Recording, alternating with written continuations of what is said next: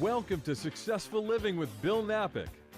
Every week we talk about success and everything that goes along with it.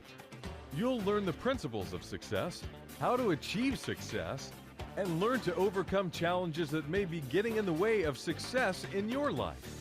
You'll hear from Bill Napick, a radio personality and business development expert, along with insight from special guests.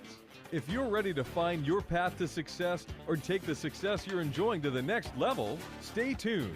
Successful Living with Bill Napick is on right now. And welcome to the show, Successful Living with Bill Napick. That's me. And also today, Successful Living with Duncan Dodds. He is the president and CEO of Big Vision Advisors. Duncan, welcome to the show. Hey, good morning. How are you today? And that's a big name, Duncan. That's a big Vision name. Advisors. Got a lot to live up to there. A lot to live up to. Well, let's tell people about what your company does. Big Vision Advisors, we tell people we're a marketing and growth strategy consulting company. And really the name Big Vision Advisors is we work with leaders in the community and the nation that have big visions. And we come alongside them with marketing strategies and growth strategies, organizational structures, and just really help take their vision and make it a reality. So our goal is to take that big vision that's in the heart of these leaders and come alongside them and just bring the resources of talent and people and marketing and just ideas to help that become true in their lives. And I like when we're talking about marketing, but when you couple the word strategy with it, definitely. That opens up and tells us that we better have a plan and a strategy. And a strategy is something that we know what's going on. Things are changing, so we're always moving, and the strategy and plan is so important. Absolutely. And we start that just like you would in building a home. I mean, I think anybody who's built a house, they have a vision in their mind of what that would be, but we wouldn't dare begin to build a home without having an architect draw up a blueprint. And that's really what a strategy is all about. It's, okay, let's make sure we have a strong foundation. Let's make sure we put all the elements in that foundation, which are typically people and talent related, that we can build the structure on. And then what are the pieces we need? How many rooms do we need? What kind of fixtures do we want to put in it? What kind of lighting do we want in these different places? Because every single room has a different function, as in a business. And so we create this blueprint, if you will, for companies. That's typically how we start our engagement, is just by helping them get their thoughts on paper, get their dreams on paper, and then mapping out this strategy for growth, and then begin to implement that. And we often say even a good strategy badly implemented is a bad strategy. So we want to be careful that we have checkpoints, just like in building a home. We come and we have inspections, and we just make sure that everything that is on that blueprint is being accomplished, and then sometimes making tweaks, making changes along the way, because we go, oh, well, this room isn't as big as I thought it was. Let's go ahead and move it out here. Let's modify it. It's a lot easier to modify it in the process than it is 2 or 3 years later coming back and remodeling it. And let's tell people about the companies and organizations that you help. Who would be people that would be interested in lining up with Big Vision Advisors? Well, a good portion of our work is with nonprofits, and I'm a man of faith, and I come out of the church world. For several years, I served as executive pastor and executive directors for some of the largest ministries here in the country. And so I've taken that experience of seeing big organizations grow, and so we work with a lot of churches around the country. I've had even around the world. I've had the privilege of working with Hillsong Church out of Australia and Joseph Prince out of Singapore. And here in the United States, I was executive pastor for Joel Osteen for 10 years. I grew up under the leadership of Ed Young here at Second Baptist in Houston. And currently I'm doing some work with Hope City, which is I'm the old guy there, and but it's if fast-paced. We're around long enough, we're going to be the old guy. Well, I've discovered that I am, and then churches like Bethany Church out in Baton Rouge. There's so many young, up-and-coming pastors, and it's been exciting for me to see this next generation and how they're going to reach this next generation with the gospel. So we come alongside them. I have the experience, I think, that can help them navigate and overcome some of the potential obstacles they'd run into, as well as just taking advantage of the technology and the digital marketing platforms that are out there that they can really leverage to get their message and their ministry out in front of their people. And of course, people know we're broadcast right here in Houston, Texas. They Yes. say it's now the fourth largest city, rapidly moving on to maybe being the third sometime. And if you look at our freeways, it looks Yeah. like it's coming for sure. Sure does. But what's interesting about the ministries here, and I've been a member at Second Baptist since 1991, and it's interesting to see our church grow in all the locations. And it also has happened by strategy and planning and the big Definitely. vision of our pastor and the team that have helped him all these many years.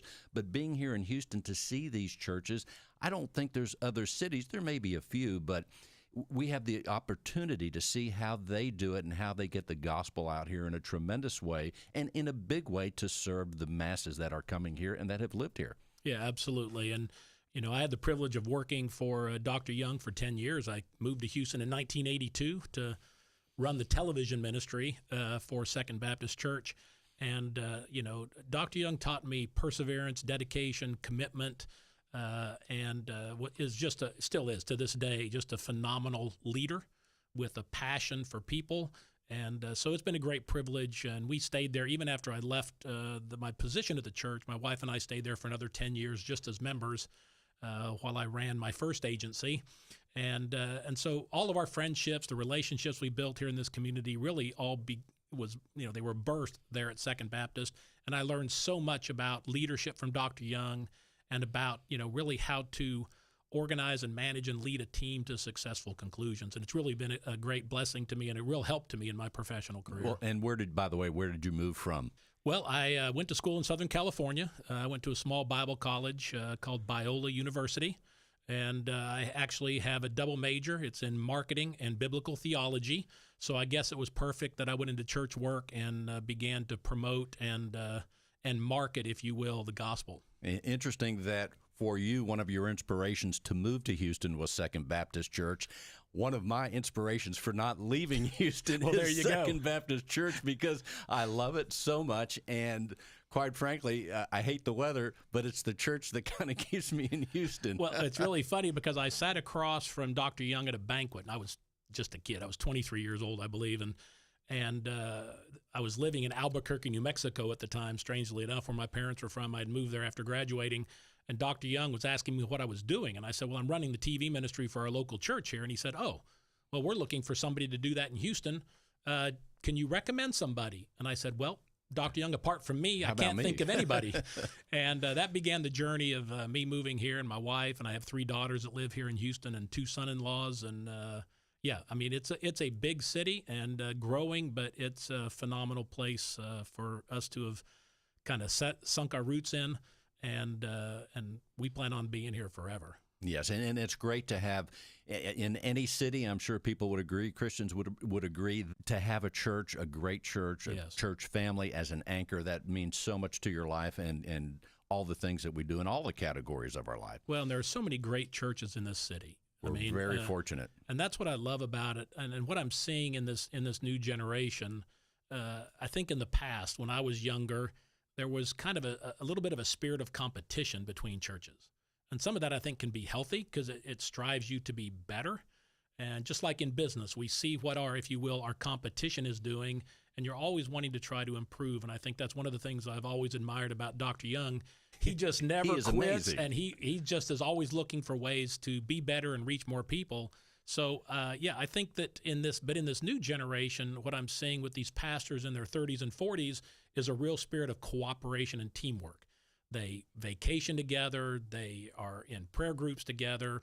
They're doing life together. And when one of them kind of falls down, you get just a whole community coming alongside and lifting them up, even if their church is right next door. So it's really a beautiful thing to see in that generation. And I think that's what is really kind of drawing these millennials, the 20 and 30-year-olds, back into the church, who I think for a season have found, if you will, organized religion to be a little less relevant to their lives as when you and I were growing up. It's very interesting. And also, as you started out, you talked with the name of the company, Big Vision Advisors. We're talking to Duncan Dodds, the president of that company. But give us an idea. It does start with a vision. Anything, we can go back to the history of the dawn of man. It started with some kind of vision, and great things happened because of that. Give us a little bit of an idea of some of the basic steps. Let's say somebody has an idea. What are some of the things that they should do right when they begin? They have an idea to do something. I'm sure Steve Jobs had an idea way back when. Several. Yeah. I think, when you have a dream in your heart, when you have a vision in your head, it's important to write it down. It's important to write it down and just to begin to, just map out, how you get from point A to point Z in your own mind. And then I think surrounding yourself with good people. The Bible says that there's wisdom in a multitude of counselors. Right. So I think and a lot of times the people we surround ourselves with is what dictates the outcome.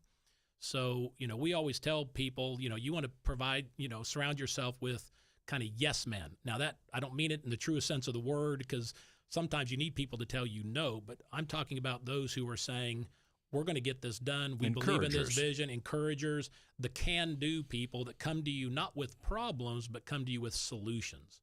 And so that is, I think, all the successful leaders I know have really surrounded themselves with quality team members, because you can't get dreams accomplished on your own, no matter how hard you try. I don't care who you are. I don't care if you're Steve Jobs. I don't care if you're Warren Buffett. Wherever you are in life, they've been successful because they have surrounded themselves with people who are strong where they're weak and who will challenge their thinking without fear of any kind of retribution. And I find the greatest leaders are those that will take that kind of feedback, bounce it off the wall to see how much legitimacy there is to it, and then from that kind of come to a sense of the direction they're supposed to go. And I always tell, especially pastors, and then about 25% of our business is with corporate leaders, small private companies, and we always tell them, listen, you need to create within your organization an atmosphere of collaboration, because you're never going to know where a great idea comes from. And we have to realize as leaders, we're not the only ones that have great ideas, right? And That's so right. We limit our ability as organizations when we limit it to our thinking. So we always tell them you have to have a spirit of collaboration, but don't try to have an atmosphere of consensus, because you're never going to have everyone in the organization agreeing, right? Any organization, that's right. And ultimately, you're responsible for the decision that's made. But when people feel like they've had input and they feel like they've been heard, then when the decision's been made, it's easy just to get behind it and say, okay, well, he or she has weighed all of the thinking, and now this is the direction as our leader, and then it's ours. And I remember I told Joel Osteen this one time when I was working for him. I said, you don't have to do what I say. I just want to be heard. And then it comes down to, Pastor, when you make the decision, I have one of two options. I can get behind it 110% and help you accomplish it, or I can quit. That's right. Because he's the leader. Ultimately, whether you're in a private business, in a publicly traded business, or in a nonprofit church or parachurch organization, somebody has to make the decision. And we, as those who sit in a second chair, as I say it, or a supporting role, have to get to a point where we say, okay, I believe in the vision of this man. I'm going to support the man in his vision. Or when I can't, then it will be time for me to leave. And that's exactly right. Very, very wise in that no matter what our role is in any company, if we're working for someone else, our job is to do our job, and it is to bring ideas forth. Yes. And depending on the role, it could be to some degree or another. However, always realize that, okay, here's my suggestion. If the person doesn't take it, well, it's their organization, it's their company, and we've done our job. Well, and I've made a living out of that, because as Big Vision advisors, that's what we do. We You advise advise. people. Now, hopefully, and we found it to be true, we're bringing experience and insight from both successes and failures that we believe will help benefit that organization. But ultimately, if the person who has retained us chooses to go a different direction, then our job is still to come alongside them and help them navigate that to a successful conclusion. And I'll say this, going back about a minute or two ago, when you said two words, I can't help but think of an individual. You said the word team and leadership, and those two words together makes me think of John Maxwell. Yeah, boy. That guy, and I don't know if it was his quote or he has borrowed it from ages on, but he always says it takes teamwork to make the dream work, yeah. and without the right team, it could be a nightmare. Yeah. That guy's incredible. Yeah, and he he's was phenomenal. a former pastor that went on to be a very successful author, and he took a different track. But I saw him once years ago right here in Houston. I had been a reader of his books for many years, and then when I saw him in person, man, he was incredible. Yeah, he's a powerful. I've had the pleasure of knowing John, and certainly the principles that he teaches, he actually puts into practice.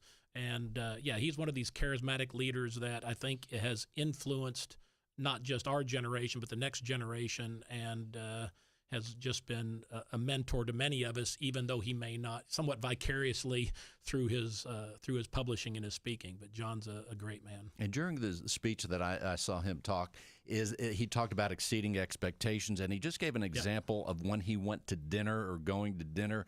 He's there. I'm not going to dinner to have a mediocre dinner. I don't want to sit in a mediocre seat. I don't want to sit near the kitchen and all these things. But it's just such an encouragement for us to, whatever we do in life, whatever we're serving, whatever we're preaching, do it the best we can be, and elevate the experience for people that are going to be a part of that, or consumers. Well, when we get working with organizations, one of the first things we look at is obviously the team. And so we want to make sure that you have everybody in the right seat, rowing in the same direction, performing at their maximum capacity. But we also tell these leaders, whether you're a CEO, a business owner, a pastor, don't expect perfection, but expect excellence, right? There's a difference, because if we strive for perfection, it's not an obtainable goal. Nobody's going to be perfect, including the owner of the business, but we can have a spirit of excellence. I know I first ran into this when it kind of came full front to me when I was down in Florida, and I was at a conference, and I was at a Ritz-Carlton, and I give this illustration a lot when I'm talking to staff in staff meetings.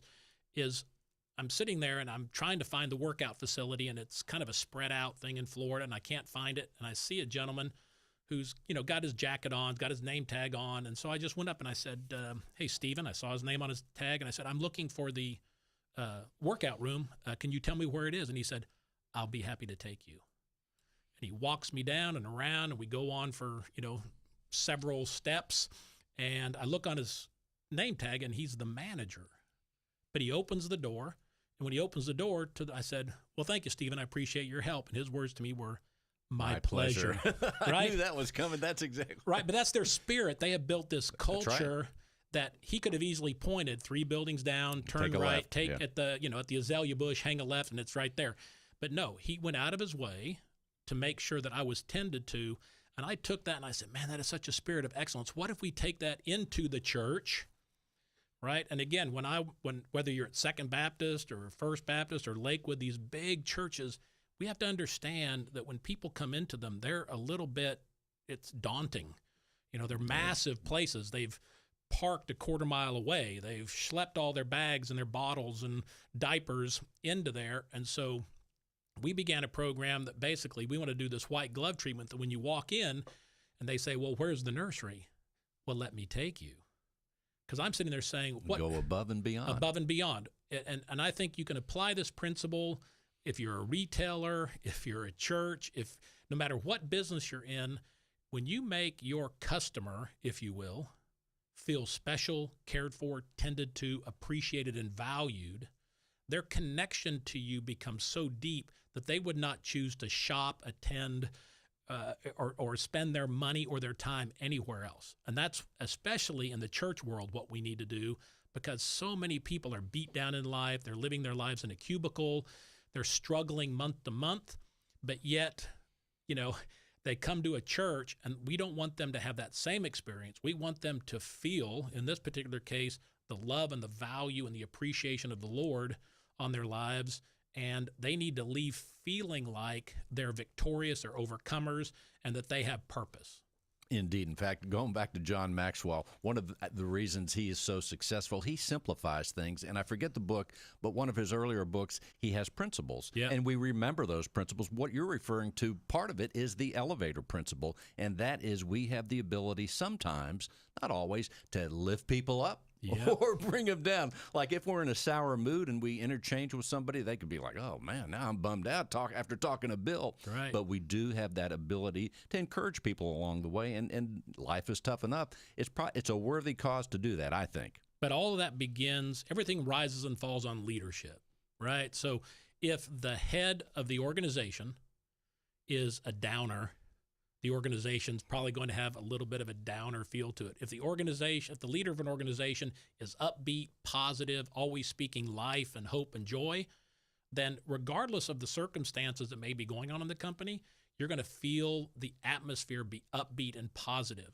But it all begins with the leader. So that's what I say to these pastors, to the CEOs, to even managers. When you get into leadership development within your department, you cannot ask people to behave differently than yourself. You cannot ask people to perform at a higher level than you're willing to perform yourself.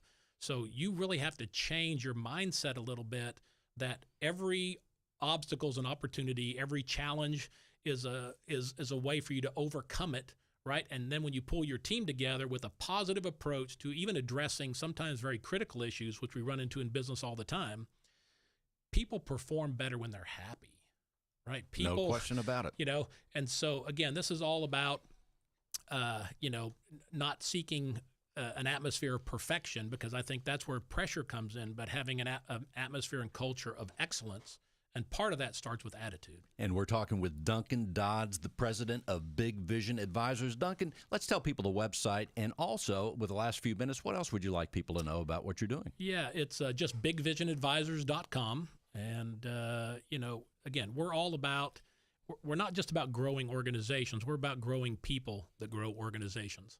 And I think that's where it starts. So, I would just say that if you're struggling, whether you look to somebody like Big Vision Advisors, or maybe you have a mentor in your life that was really great at growing you up in the world, I think it's important for every business to have outside perspective looking in, because so many times they're just kind of overwhelmed with the day-to-day that they don't see either the challenges and things they need to put into place to overcome those, or they don't see all the good that's going on and help them focus on the good because they're just down in the trenches so much. So I always encourage business leaders and organizational leaders to just be sure they surround themselves with quality, smart, experienced outside counsel that can really speak into their lives personally, right? Because again, when you're happy in relationship, when I'm happy in my marriage, when I'm happy and healthy with my children, I'm better at work, and I'm better with my employees, and I'm better with my clients. So it's really looking at every phase of the organization's life and just making sure that there's nothing in the way that keeps them from fulfilling the vision that's in their heart. And Duncan, there's so many things that help an individual or organization to be successful. But in just a few seconds, what are one of the core principles of success that has served you well through these many years? Well, we just tell people that the people are your greatest asset. There you go. That's really what it comes down to. Very nice. Ladies and gentlemen, Duncan Dodds with Big Vision Advisors, based right here in Houston, Texas, the fourth largest city. Go to bigvisionadvisors.com. Thank you, Duncan, for being on the show. My pleasure. Thanks for having me. And we'll see you next week. Go to radiobill.net, where you can see all the shows. And until next week, thanks for listening.